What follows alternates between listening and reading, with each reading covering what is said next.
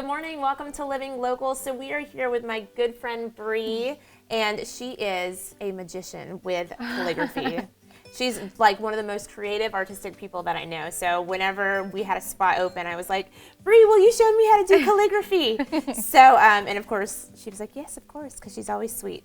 So Bree, I know that you've taught calligraphy classes before, and you're gonna, I don't know how good I'm gonna be at this. This looks quite complicated with all this different stuff. What are some of these tools you have set up for us?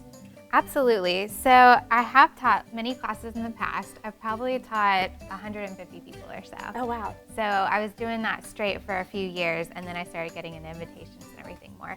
So now I kind of would do it more privately, or have a group of 8 or so girls. Like, it's great if they have wine and calligraphy. Yeah, and it's a fun little night out for the girls. But yes, so what we'll do today is a little bit of writing, and I'll show you some of the pens and everything. Okay, this looks really fancy. Is this the pen that I'm writing with? That is the pen you will use. I use those all the time. This one's just a little fancier It reminds me version. of a protractor. Like I should do this with it. That is called an oblique pen. Okay. And it's a little different. So you would use an oblique pen because you're right-handed, is what you told me yesterday. Okay, yes. And this little extra piece on the side, that is what gives you a slant when you're writing with right-handed. Oh. So are you right-handed too, or are you left? I'm right-handed. You're right-handed too? So with this pen, if you were a left-handed person, you would write like this. Because when you have a left hand, you already have a natural slant to your wrist. Really? So these are called nibs.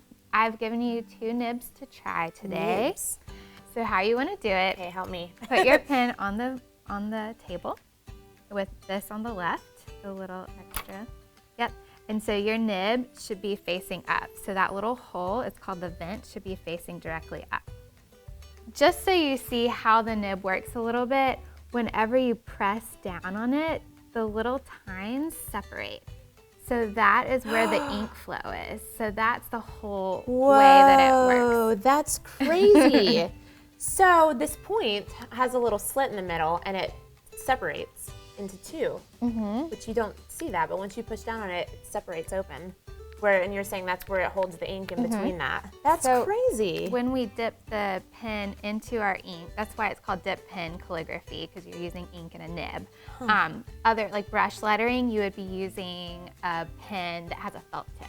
Right. And you might have done some of that stuff. You never. haven't done that either? No, never. Oh, I have those in the back if you want to. The most I've done is those little pens you can get at Walmart that are just like thick and, and they're like, yeah, you can do calligraphy. Oh, the chiseled ones? Yeah, they're Not for me. They're just, I have to be extra. They're fake, but they make you feel fancy. That is their problem. So this is a little workbook that I do for all my classes. You can take it home and practice. This is pretty cool.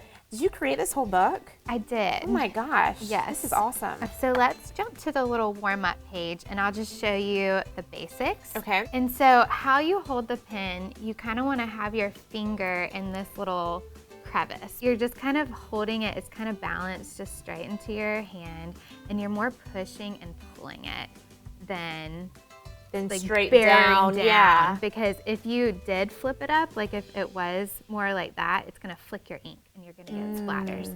So your hard strokes, the difference between this thicker stroke and this thin stroke is the pressure.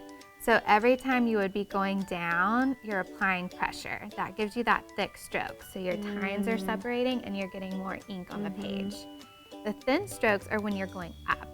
Really? So that is going from the bottom to the top, and that is, you don't apply pressure, so that gives you a very thin stroke. Wow. So let's dip our pen in the ink. Mind. Okay, so how much do we dip in here? So I do it right to the top of the vent. Of this and thing? that's the little hole that's there. So that holds your ink.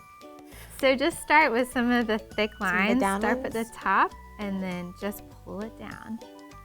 Perfect. Oh my gosh. Got a few practice lines, and then you can just keep going. And then just keep going with it? Yeah. You This got is a the nice coolest slant thing. to it and everything. And So you get the used hole to in that. the center is what holds the ink, you're saying? Correct. Wow. And so you can see it doesn't take long for it to run out. Yeah. This is so much fun.